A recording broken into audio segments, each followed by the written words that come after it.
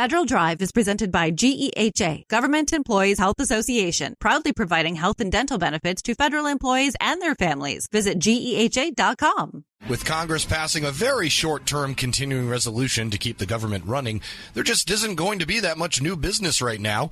So what can government contractors do to make sure they get a good start to fiscal year 2025? To help with that answer, Larry Allen of Allen Federal Business Partners joins us now. Welcome, Larry. Eric, thanks for having me.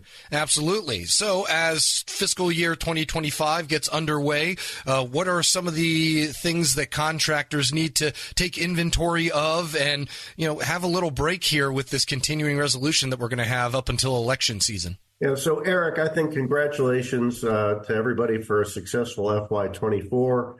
Your reward for FY25 is to crank it up and do it all over again. So right now, I think that means not really chasing down deals or trying to pursue business. There's certainly always business being done in the federal market, and I would never suggest otherwise. But because we are starting under a continuing resolution and it's going to be slower, I think, there are a couple of things that companies might want to shift gears on right now and pay attention to because they're important as well. And one of those is making sure that you're fulfilling the projects that you've been awarded.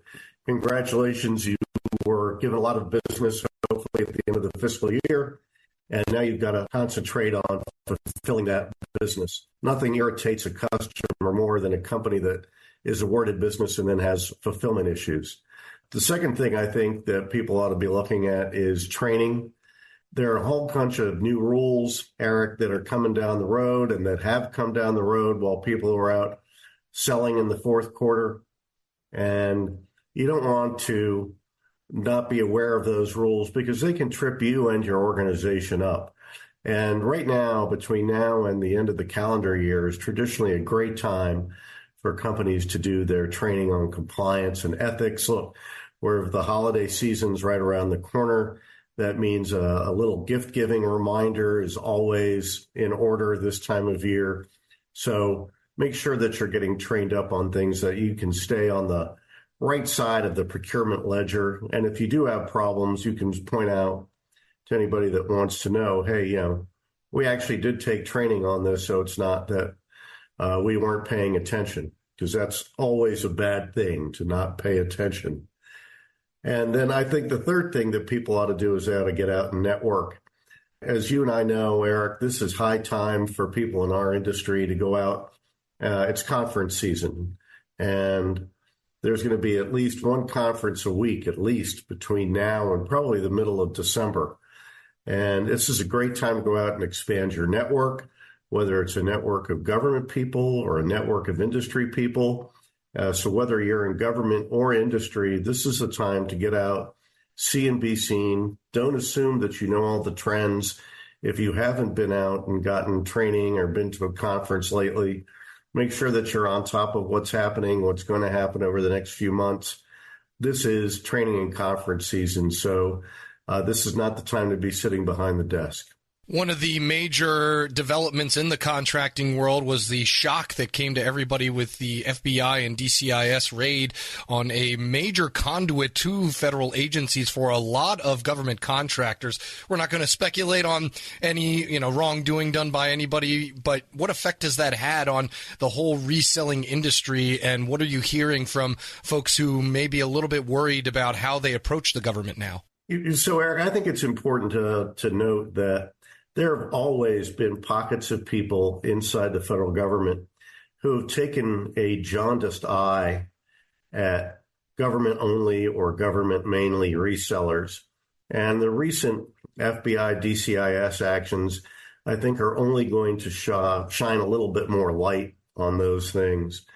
So if you're a reseller or even an OEM that sells through resellers, this is a time to make sure that you have your value proposition written up and current, because it wouldn't be all surprising to me to find that some people in agencies, maybe the oversight community, maybe even Congress, when they come back in session, start asking questions about, why are we doing business with all of these government only or government mainly resellers? And I think there are a number of good answers to those questions, but you want to make sure that you have those answers prepared before you're asked them. And no one should assume that everybody in government likes doing business with a reseller. I've worked in this business for a long time, and I've seen various federal agencies actually pursue government-only or government-mainly resellers who they didn't feel were appropriate to do business with. Not because they were doing anything wrong. They just didn't like the idea of a reseller. They felt that intrinsically meant that they were going to be paying more than if they had gone with the OEM, not realizing that a lot of OEMs aren't really set up to sell directly either to the government or any other type of customer. But you just want to make sure that you've got this gut check. Take the time to make sure that you've got your arguments and your case ready in case somebody starts asking questions. We're speaking with Larry Allen from Allen Federal Business Partners. And so as you do that gut check, there are a plethora of acquisition cases that are yet to be decided coming down the pipeline that could mean some new regulations and new regulations that are actually going to be proposed rules in the coming future. What are some of the major ones that we'll need to be on the lookout for? Well, Eric, I think that there's been a tendency, including on my part, frankly, to talk about socioeconomic and environmental rules that are going to impact contracting. But there are other rules that are coming soon to a contract near you. And without going into a lot of excruciating detail, these are areas like organizational conflicts of interest. There's a new rule that's going to be coming out talking about that. There's even going to be some augmentation to the human trafficking rule. This is something that I had thought was kind of settled science, if you will, and yet it wasn't that long ago when we saw a government contractor get in the news for not following all the human trafficking rules. So, and there are going to be new ones. There are also a host of small business rules. One that I'm watching is going to really potentially impact small business task orders on multiple award IDIQ contracts that's coming down the line. So whether it's a socioeconomic rule or something that's really core to contracting, I think contractors do need to know that there are currently about 14 pages of open FAR cases. And you don't have to geek out and read all of those. But if there are 14 pages of these things, that is an indication that the market you're doing business in today is not going to be the same market 6 months from now. And you don't want to wake up and find out that there's a new rule or regulation that you can't comply with or that you didn't know about, and all of a sudden it's part of your contract and you've got some catching up to do. And speaking of the changing tide, since it is October and the election has yet another strong dichotomy between two folks who want to run the government in completely different ways, what is on the mind of the contractors that you speak with when they talk openly about potential change coming down the way? This is definitely a topic of discussion, Eric, and it's a topic of discussion not only with industry, but among the people in government who I speak with as well. And there are a lot of questions right now, a lot of questions like what could happen given, different scenarios. And I think the answer is, we could have some very different scenarios indeed, depending on who wins out, and not just at the presidential level as well, but at the congressional level.